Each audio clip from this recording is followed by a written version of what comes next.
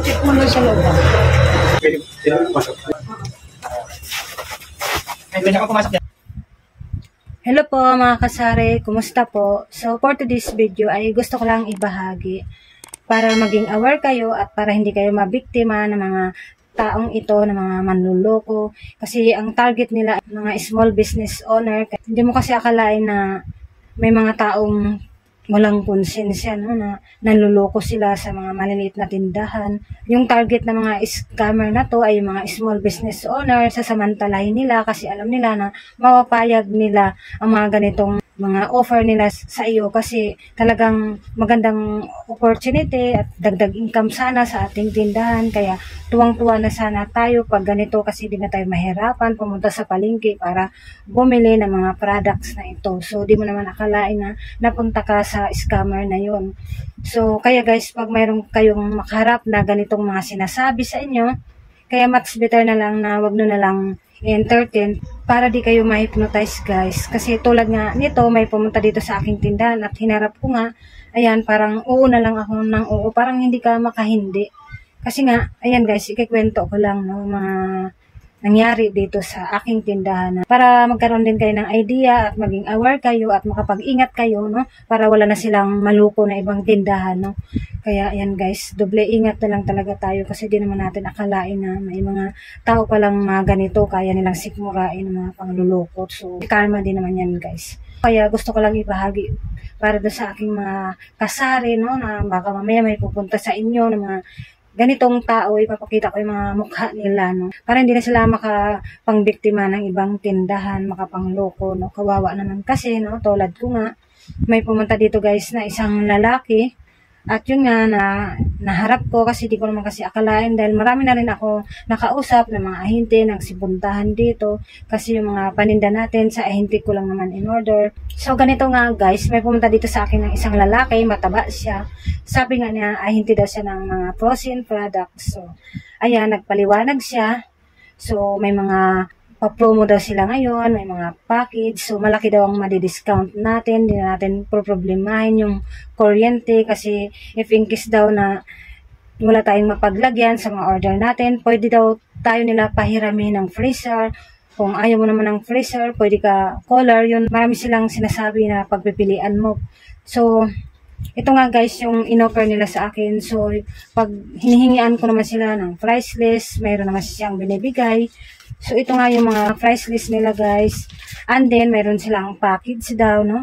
Sinabi niya. May package daw sila. So, tatlo lang pagpipilian. So, ito nga guys, mapakita ko na lang dyan. So, halimbawa guys, pag ang piliin natin 4,590, so, magbibigay daw sila ng 500 every month para sa kuryente, para hindi natin problemahin, para hindi tayo malugi, no?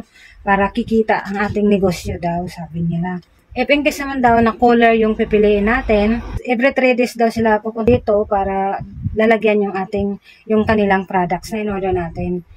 So, ayun, kaya napapaisip ako, if in case daw na mag-order ako sa kanila ngayon, may pupunta daw dito mga tanghali na magpapritis daw sila sa labas para makilala na mayroon na tayong tindahan, mga frozen food, mga iba't ibang klase.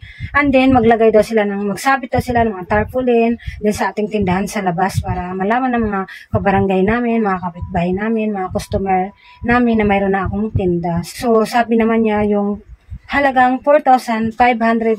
So, talagang napaisip ako noon. Ang dami noon. Sobrang dami. Paano yan ipapaubos? Sabi ko, napakadami naman po. Baka pwede naman mamili ng gusto ko lang na mga order sa iyo. So, sabi naman niya, hindi daw pwede mamili kasi assorted daw yung ibibigay nila sa atin.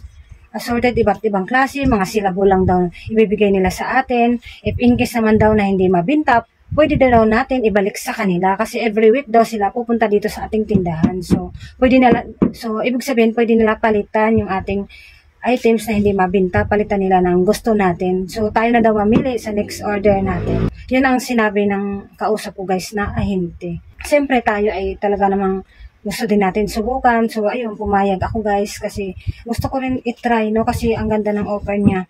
So, kaya, ayun, napapayag nila ako guys. So, sabi niya, yung i-deliver daw nila yung order ko, mamaya daw tanghali, alas 12. Inantay ko naman guys ng tanghali, ayun nga, dumating nga sila.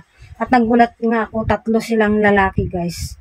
Samantala, konti lang naman yung order natin. 3 lalaki ang pumunta dito sa ating tindahan. Nagulat ako kasi sabi ko cooler yung pinili kong paglalagyan. Kasi nga maliit lang yung tindahan ko, wala akong mapwestuhan. Kaya nagulat ako, ba't styro box yung dala nila? At bit pa niya, parang ayaw niya ipahawak sa akin. Sabi niya, Pwede ako pumasok dyan, ha? Gusto mo naman tika lang, ha? magkano ko pwede pumasok. So, siyempre, nasanay na ako yung iba kong ahente, yung iba pinapasok ko naman kung mabigat, no? Kasi di naman natin nakala ko sobrang puno yon kasi 4,590 yung in-order natin, kaya inaasahan talaga natin na puno yung styro box, na punong-puno, kasi sa dami ba naman nun. Kaya ayun, pinayagan ko siyang pumasok dito sa aming tindahan. So, ayun, sabi na siya, nagulat ako sa mga sinasabi niya, guys, na wag ko daw muna ibenta yan. Marami ka muna magbibinta, ha? Kasi yung iba dyan mamaya, may pick-upin. Yung mga reseller, yan sila makuha. Yes, po. Mga reseller din mamaya lalagyan ng yelo. Ganun. Bali siya na lang pipick up ng produkto yung iba, ma. Yes, naka-press plastic. Yung mga kanila na nakandas niya. Kaya kuha ng produkto. Kasi may magpipick up daw dito sa tindahan ko. Sabi ko, ha? May magpipick up? Nag-order lang naman ako sa iyo kasi yun ay itatry ko lang, ibibenta dito sa aking tindahan. Sabi niya, hindi ma, may mga nakausap kami ng mga taga-kante na pupunta dito sa tindahan mo para mag-pick up ng order nila. So, ikaw ay magde-dealer sa amin. Sabi ko, ha? Magde-dealer? Nagulat ako, bigla na lang nila sinabi ng ganun. Tapos may nakandas kami mga kantin, sa'yo na kuha ng produkto. Nalito na lang dealer. Bali 4,890 lang po. 4,890.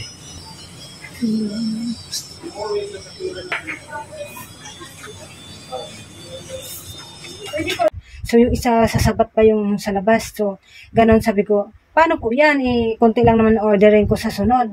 Walang problema, ma'am, kasi kung mag-order sila, isabay mo na lang pag-order mo sa sunod. Yun naman ang paliwanag nila. Kaya sabi, oo naman ako. So, ngayon, i-check ko na yung items bago ako magbayad. So, yung tatangkain ko ng lumapit, bigla namang lumapit yung kasama nila. Parang ayaw talaga ako palapitin sa mga items na yun. Kasi siyempre, mahalata natin. Pwede po, checkin ko muna isa-isa, sir. Pwede naman. Ano po yung... Sige lang lang sa check ko natin mabuti.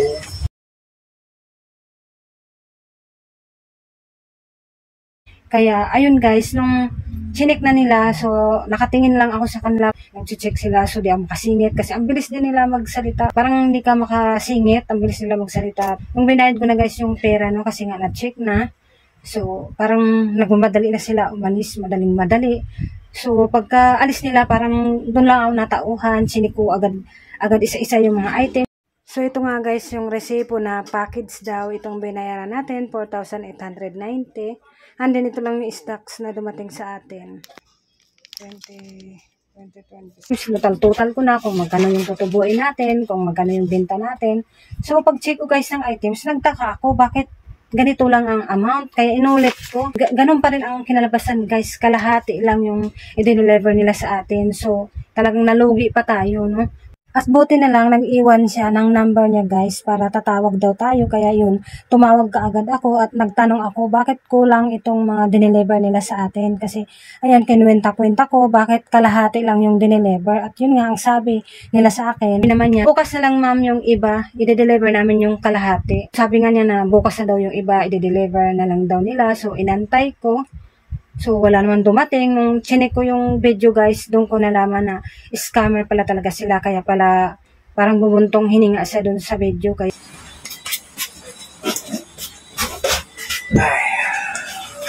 Nung tinawagan ko ulit, yun, hindi ko na makontak na loko nila tayo. Imbis dagdag income sana, dagdag sakit ng ulo, nalugi pa tayo. So, pag may mga ganun tao, guys, talagang wala rin naman patutunguhan. May karma din yan. Hindi din sila asinso sa buhay dahil yan, mapanglamang sila, no?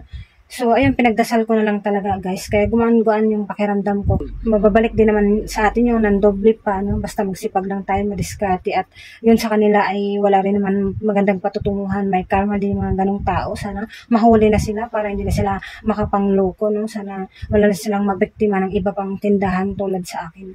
Kaya ayun, guys, mag-ingat na lang po tayo sa mga kausap natin, na mga nagpapanggap para hindi kayo maisahan, hindi kayo mabiktima tulad sa nangyari sa akin na ayun na pag nakaharap mo sila talagang mapapauo ka na lang, mapapayag ka nila kasi maganda naman yung offer nila. So di mo akalain na yun pala ay mga kasinungalingan lang. Kaya mag-ingat na lang po talaga tayo, lalo na sa panahon ngayon kasi sasamantalahin nila kasi may mga pasok na ang mga bata. Talaga ang mga tindahan ay kailangan ng mga frozen product kasi mga pambaon-baon ng mga bata, kaya samantalahin nila yung mga pagkakataon sa ganitong mga panahon. Kaya ayan guys, doble ingat na lang po tayong lahat. Ayan lang guys ang may bahagi ko. Maraming salamat po at mag-ingat po tayong lahat. Bye!